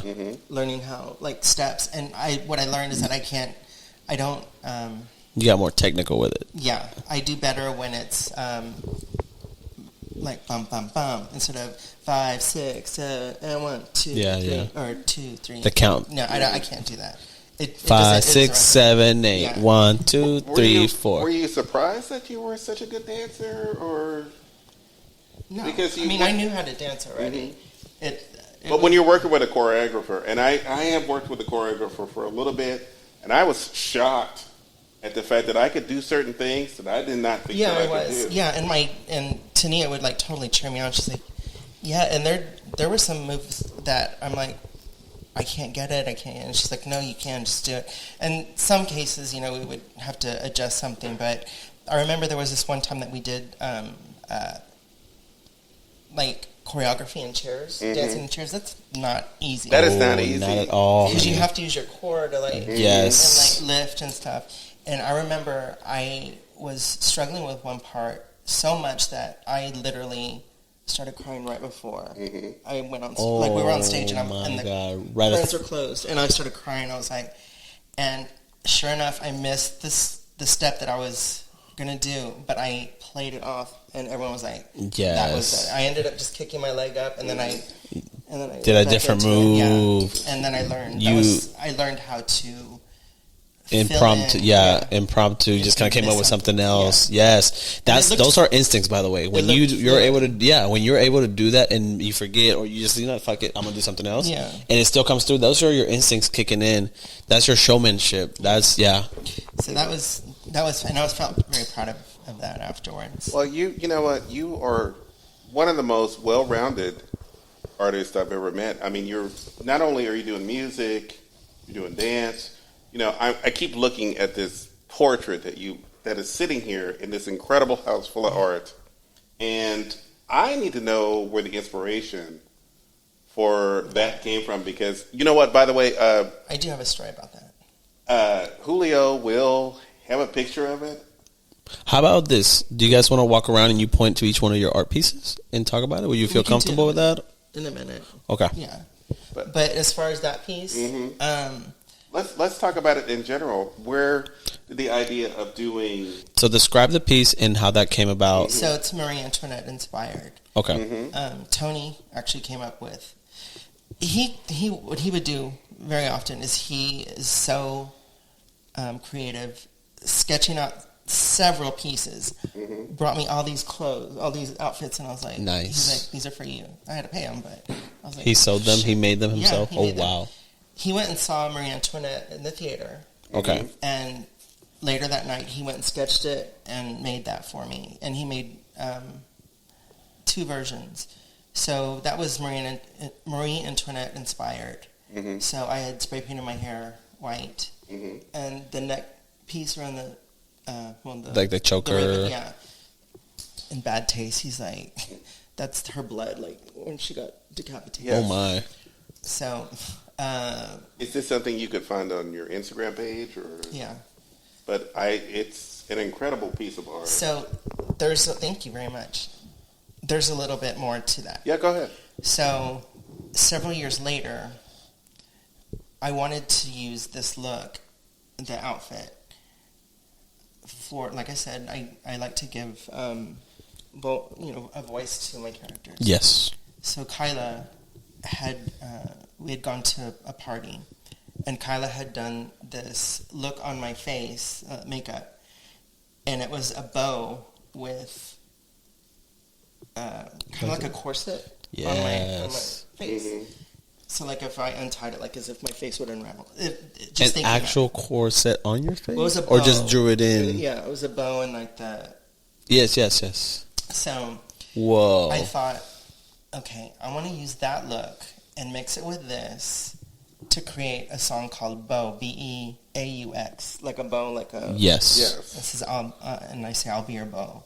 And that is actually a song really about gender swapping, like... So if you see the video... Gender swapping, what is that? I don't know what that is. Being androgynous. Okay, so like, got it. The lyrics are, untie me, get the surprise. Well, if you take off my clothes... Yes. Okay. And I'm very feminine, or female-looking, whatever. And so we have like this Marie Antoinette big, tall hair. Wig. Oh, so you actually changed the hair for the second time you brought the look. Did you use the wig? Oh, okay, got it. Song. And we used this outfit for one of the scenes. And I had Tony make another version of that, but in vinyl, black vinyl. Oh. So the video's hot. Yes. And I actually had... I want to see that. I had... I'm visualizing it. And this is kind of like an example of me. I fell in love with this guy at the time. And so I asked him if he was be in my video. That was the only way that I was going to have him. Oh, my goodness. Is the video available, by the way? It's on YouTube. What's it called? Beaux. Yes. It's on your page? It's on YouTube. Yeah. You just have to look it up. Okay. Yeah. So we're going to look it up. Yeah. And we'll put it on here and display it. Yes. So that was... And my mom actually called me. No, she texted me. Are you still talking to that guy, by the way? No, we're just... we're no longer bays. No, we're friends. We're just booze. My mom texted me. She's like, I saw your new video. And I was like... Oh! She's like, it was very nice. It made me feel uncomfortable. I said, well, it wasn't for you to watch. Okay. You're one of the intended audience, mother. Sorry, Mom. Yes, but what did she really think of the video, though? She liked it. She liked it, but it's very sexual. She felt uncomfortable seeing her child in a sexual position. Who is actually comfortable with seeing her? Madonna. Okay. Honestly, no, I'm serious. Like, I'm sure there's parents out there that are very open-minded. Yeah, and it's like when you see your parents have sex, or I don't want to hear about them in a sexual way. You're like, that's my mom and dad. I don't want that. Thank you. I grew up seeing my parents naked, so it never bothered me. My parents were naked all the time. Well, see, and that's what I'm. Yeah, like if you're used to that, it's not an issue. Yeah, it wasn't. But I wasn't naked in this. Mm-hmm. Dang. Yeah, it was just. How long ago was that? 2012, I think. Okay. Mm-hmm. So actually, we premiered it at Numbers at our performance. Mm-hmm. So I had it playing while I was performing. That's badass.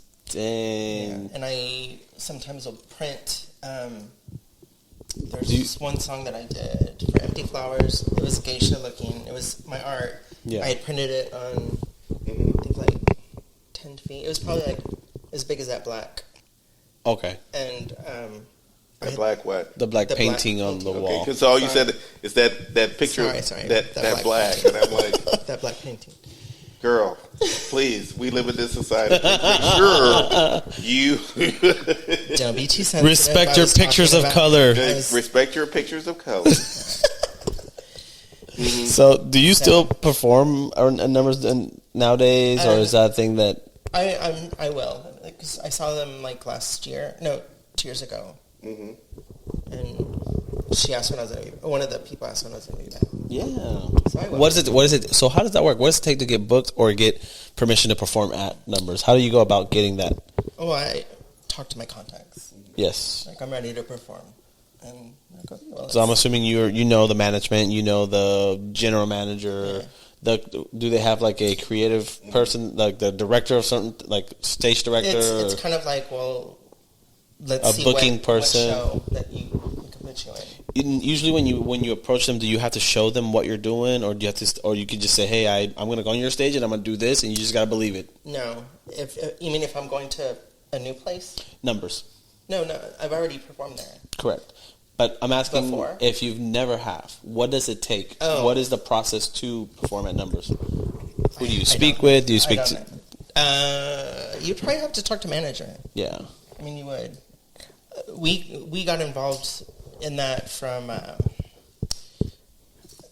we did a show at Etro. It was for Jen Martini's birthday, and she asked for certain performers to come be a part of her show or whatever, her party. And so I performed, and so did other people, and it got a great response from the audience and from the management. So they asked us to. They invited y'all come perform there. We're gonna have a monthly event at Vision called Vision at Numbers. At Numbers, would you like to be a part of it? And so we did. Of course, that's like yes. Yeah. So, what are you looking forward to for your career in the future? What are you looking forward to being able to do? As far as your art is concerned, as far as maybe doing stage work, as far as the things that you want to do as an artist, what are you looking forward to doing? More creativity, more shows, more videos, more movies, short movies that we do. Do you have anything coming up soon that people can go see you at? I have a show that I'm trying to get booked. Yes. It hasn't been finalized yet. I'm assuming you'll post on social media. Hey guys, this is what I'm going to go next. Yeah. I'd like to financially sustain myself off of my art. Trust me, we can relate. I think everybody. So, do you think your next show is going to be about your artwork? Is it going to be performance art? Is it going to be music? Is it going to be what do you think in your next major project is? Maybe a little bit of everything. A little bit of everything. So right now, what I would be performing would be Pleasure Dome and Mannequin, and then maybe some of my older tracks. I have some ideas for the looks. I'm always inspired by Star Wars. So I'm going to do some Star Wars Visions related stuff. That's so dope. So just so you can let the listeners know, where can they find your social media? What is your @? Xandaux. On Instagram, Facebook, I'm not too much of a fan of, but I'm on Facebook. Mm-hmm. Just mostly Instagram. What about your OnlyFans? Don't have that. Damn it. That was a reach. TikTok? I have TikTok. I'm still kind of figuring that out. Me too. I'm still trying to figure it out myself. I've gotten more views on my TikTok. Yes. Than I have others, but it's... Keep it going. It's just weird. It's weird. Yeah. Yeah, just keep it going, and that's one way to promote your next show. You get a huge turnout come about. Yeah, exactly. That would be nice. Mm-hmm. Yeah. So doing a 3-minute video on TikTok to promote whatever's going to happen next. I think it's going to be. It's been a good show so far. I think. Yeah, what do you think, Joel? I think it's been a fantastic show. Hell yeah! And I think we found out a lot. But look, can I? What's up? I need this one little thing before we end this.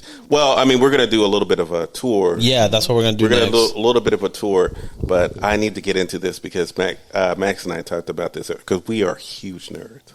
Ooh, Tell it, girl. She's Star Wars, and I ran down a list of all the things that I love, from gaming to superhero movies to sci-fi to all the stuff. And the fact that you've been able to do podcasts in the nerd realm, and like I said, make sure you put the links for those podcasts because people need to listen to those podcasts. I will.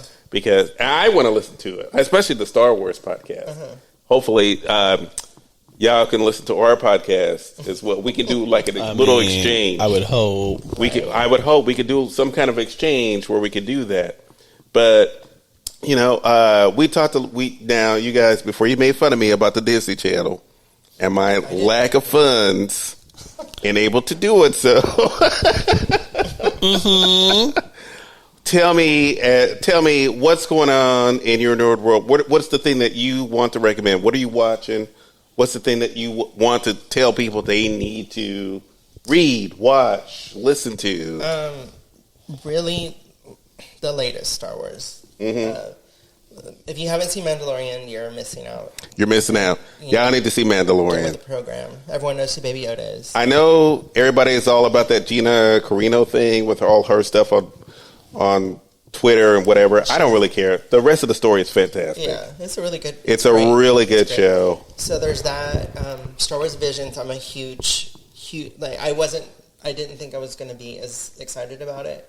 But when I started seeing like the trailer, I was like, oh my god, this is so beautiful. Can you and I have one little moment where we just talk about the fact that I'm always worried when Disney puts out anything from either Star Wars or Marvel. I'm always like, oh my god, is this going to be like so terrible? No, I'm not. I'm always worried because when you think about, I'm sorry, not 7, 8, 9. 10, 11, 12. You mean the sequel trilogy? Yes, when you think about the sequel trilogies and you think about the fact that some people love them, and I love them, by the way. Not the prequels. The prequels were terrible. But when you think about the 8, 9, 10, is it 8, 9, 10? Yeah, 7, 8, 9. 7, 8, 9. Is it 7, 8, 9? 7, 8, 9. Okay, 7, 8, 9. I thought they were fantastic movies. And I realized that old school Star Wars fans might have had issues with stormtroopers, which I thought was a ridiculous argument to have. Having a black stormtrooper? Yes. That's ridiculous. Or having Asian cast members. That's ridiculous. Or having this and that going on. I always thought it was the most...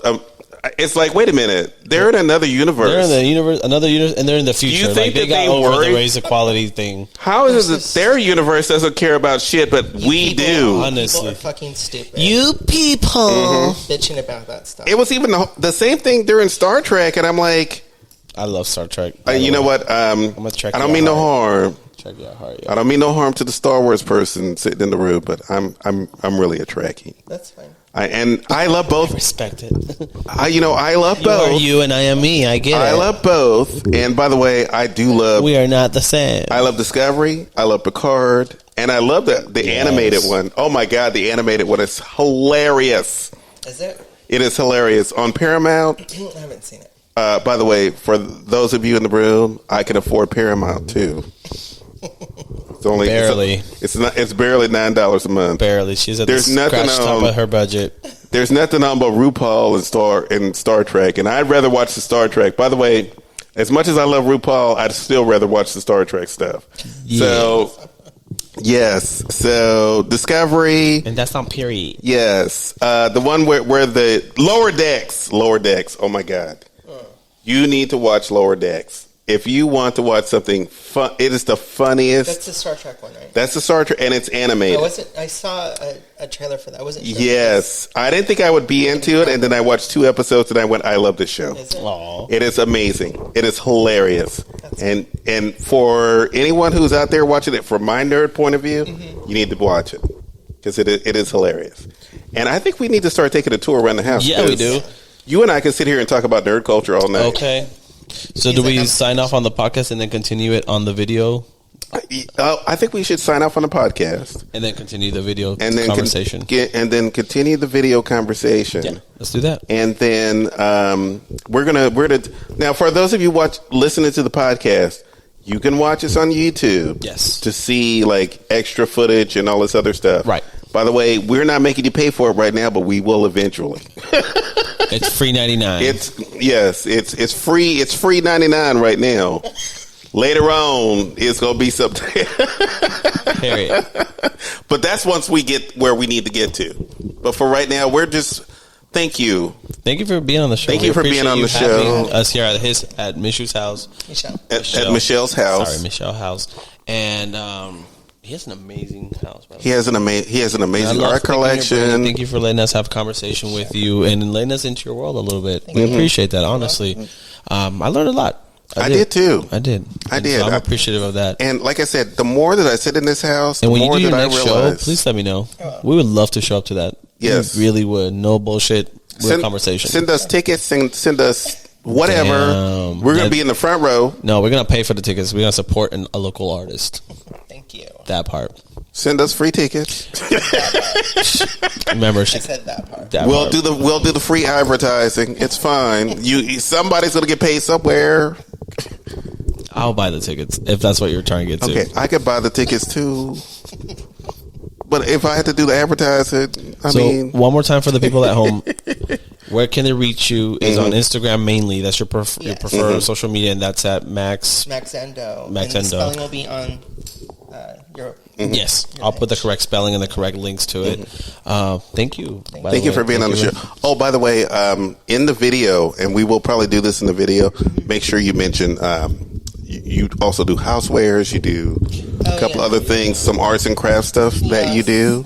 Yeah, some of my art is on Spoonflower, and that can be. What's your link to that? We'll post it. Yeah, it's Spoonflower at Xandaux, I think. There you go. Okay. Just send all the information with some pictures of some of the things that you do, so that we can. So if you want to support a local artist, if you want to support an artist, an entrepreneur, we'll post all the links where you can follow, where you can purchase, and anything to support her and her art. And then hopefully in the future we're going to be at a show and we'll show you guys. Yeah, exactly. That show. So thank you. You're welcome. And maybe we love and we will support you. Maybe I'll lay under a bedspread that you made. Period. Maybe Michelle and I will look at some of your artwork together. Okay. Maybe Michelle and I will be under the bedspread together. Hello. Maybe you'll make a toy for me and Michelle to use. Watch Michelle block her from all social media. Watch Michelle, put a restraining order on me. Poor thing. Michelle, save yourself. I'm sitting in a house with a Belgian man with a fantastic French accent. I can't help myself. She has a weakness for accents. I have a weakness, and I have been around the world when it comes to men, and Frenchmen are my favorite. Hello. Frenchmen. The English are very reasonable, but my Frenchmen are my favorite. All right, so we're signing off then? We're signing off. Thank you guys. Thank you guys.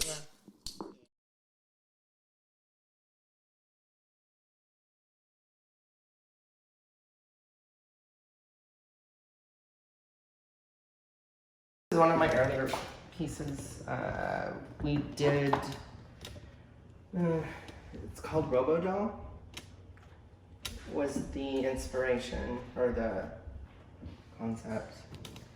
And I ended up reusing that outfit for one of my performances. And I think it was at F Bar. It was really cool. Yeah, but it was just, we did a lot of like it was just black and white, very monochromatic. And that's it. So let's see.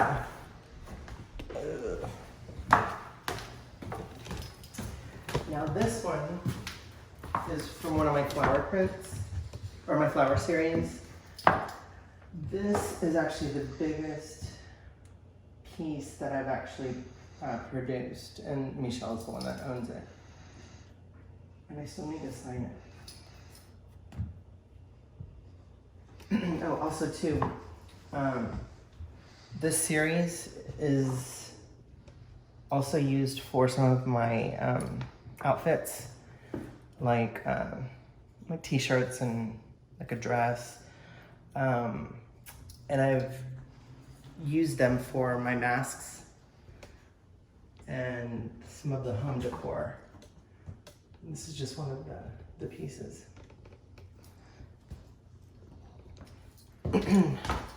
Now, this is another piece of the Marie Antoinette series, which Tony would call me Max Marie. And I wanted it to look like have like a painted look, so use that as a little, whatever. I can't think. Yeah, so. So you wanted to get some of Michelle's stuff? Yeah. This is yours, right, Michelle? You want to talk about it, I guess? No, that's actually from Daniel Kane. Oh, okay. No, these are yours. You want to introduce your friend for us? Yeah, so Oh, this is my friend Michel. Hi. He's one of my really good friends and also a supporter of my art. He's one of the first supporters. And he's been in my music video too. And for how many years? Oh, 15, 16, 17 years. When was it? Yeah, Wow. It's been a while. Yeah. Yeah. Yeah, so this was like my studio where I would do like a lot of painting, and actually there's a prime example of like my color block art, which I actually painted on the wall. I love that. And then I have an incarnation of basically my color blocks on the fashion accessories, like the scarf you can see on the right hand side. And the initial iteration of that was on metal. Yeah. There's actually a small example shown here where I basically designed the artwork with paper collages, like here. And then I would basically recreate these digitally and then have them printed on metal. Okay. Yeah, and it was like the concept that I'm an engineer by background, so I really wanted the perfection, yeah, of the color blocks, not even overlapping by like 1 pixel. You know, which actually in this case it does. So it was like kind of had to be corrected. And then I did the fashion accessories, and then some of the other work, which is a little bit older, was basically like the concept of all monochromatic work, yeah. But then by the application of the paint, you would almost think that there are different colors, but this is actually not. So each little canvas is actually 1 color, but the application of the paint basically impacts the way it's perceived. And then more color blocks over here. This is an interesting little passage through life. And let's say all the work other than the one on wood is by me, and so all the people that are on these paintings either have been or could have been someone that is like important in my life, and by pure coincidence I installed these paintings here in this hallway, And to me, a hallway is you pass through. That's deep. Yeah. So, but it was not intentional, but that's the way it happened.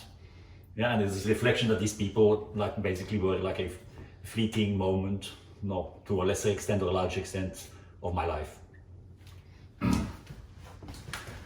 So and then otherwise, like on this floor, it's like especially here, there's a lot of my work, but then the rest is basically like I've been collecting art from primarily emerging mid-career artists that I've met in Houston. Yeah, they're not all from Houston. There's like Italian, British, Mexican, what have you, and some of them live in New York or in that area. A lot of them in Houston, and then because I have a passion of collecting art, about 8-9 years ago, I decided to do a documentary film. Not so much to reflect upon my collection, but about the relationships that I have with collectors, or other collectors, artists, and gallery owners. Yeah, so there was like an interview style. It's called Collector's Waltz, and again, it was like an experimentation because I had never done anything in film. So I said, why not? So that's what I did like about 9 years ago. Can you talk? Can you get some stuff of Maripaul, and then you can add it to? Yeah. Yes, I have 2 pieces from Maripaul by the kitchen. Yeah. Yeah. And that one too, she did, right? Yeah. So Maripaul is a French artist who lived for many years in Houston. She was part of like the whole Warhol Basquiat world. She's done at least one of maybe even 2 movies about Basquiat. And I've met her actually through a gallerist here in Houston. We became very good friends. And one day, we were like at a gay bar in New York, and we were talking about a person that we know in common. That, yeah, that's. I won't name her, but she was clearly like unhappy. So here you can see Maripaul. Well, basically 11 years ago. Yeah. And it was like no more DC, and DC stands for a certain person. But yeah. Does that correlate the same thing too, that list? No, so this list is actually the description of which colors and paint I have used in this whole set of little paintings. So you can see, for instance, like number 1, wherever number 1 is now, like Prussian green, but then I would mix Prussian green probably with another. So basically I documented all the color mixtures that I use, which were all like variations of green. So this is oil, so there was like basically all spread out on the floor when I was doing these pieces. So yeah, so like a lot about color, different interpretations, yeah. Now, Michelle, for some of your artwork and some on social media, where can people find you? Where can people look at more of your stuff? What's your website? What is your... Well, so my website is basically first name, last name, michelmeuler.com. We'll do the proper spelling on there so people know how to find you. Yeah. So it's MICHELMUYLLE. Yeah. And then there's a link to my website for the fashion accessories. And I don't recall if I have a link to my Instagram, which I probably should have. But my Instagram is like a lot focused on my cooking. One of my big passions in life is cooking. Yeah. So I cook a lot, and then I kind of make nice composition, and then I post them on Instagram, so that everybody like sends me messages about, Michelle, can we come by for dinner? But of course, I make dinners for one, so that never works out. Of course. But yeah, so it's basically on my website,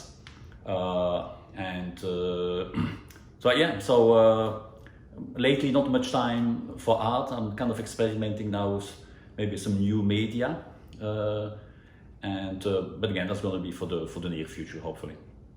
Nice, excellent. Well, thank you so much for showing your house, showing your art. Yeah, my pleasure. We'll definitely post all your social media links for both. Yeah, and actually, we've had quite a few events basically at my house when you were showing some of your initial videos and stuff like that. Yeah. So actually, Michelle was hosting Maripaul. Yes. And Maripaul had a showing at a gallery. Yes. And so when I went to the gallery, she said, "You're the artist." And she was talking about the Marie Antoinette print. And then we started talking. He introduced me to her, and we became friends also. She invited me up to New York, and she got my song played at Greenhouse, which was a club in Manhattan. That was fucking amazing, because I was just like, to see people dancing to my song was awesome. So, and that's why I wanted you to get some video of Maripaul so that could be added in later on. Does Maripaul have social media as well that we can follow her on? Okay. Oh yeah. She's worked with Marc Jacobs. Okay. Yeah, I mean, for like jewelry. She's a big deal. Okay. Yeah, she's a big deal. She's on clothing lines. So she basically was like in that whole entourage of, like I said, there's like, Warhol, Basquiat, and Madonna. Nice. Madonna, what have you, and basically she has like a whole library of photographs, which have been basically the basis of, let me say, basically clothing, apparel, what have you. And like I said, I've known her for, this was from 2010, so I already knew her at least 3-4 years. So I've known her for quite a while. Yeah. And she's darling. She invited me to New York shortly after you introduced me to her. And she invited me back to her studio, and she was kind of sorting her. I kind of felt like I was being an intern in a way, because I was going through all of her flyers and stuff like that. So I was organizing things for her, and then she took me around and introduced me to Amanda Lepore and all the club kids in New York, and it was just really cool.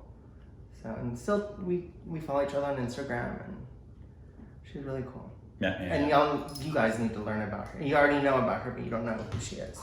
You don't. Yeah. So. Yeah. I'm sorry. I know that he told me to stay at the camera. No, stay. But I've known about her for. Yeah. And the fact that someone knows her. Okay. I'm gonna stop. He's having a moment. Because I'm having a moment. He's having a climactic moment. Oh my God. He's feeling emotional. He's happy that this is happening right now. Yeah, this is happening. So I guess we can go ahead and close Julio, this out. thank you for the fact that you have chased my ships. Yeah, man, you're welcome. Yes, anytime. Thank you both for being on the show. Whoa, thank you. Thank you for doing the show. And Michelle, oh my God. All right, so we're gonna go ahead. Oh my God, I gotta go.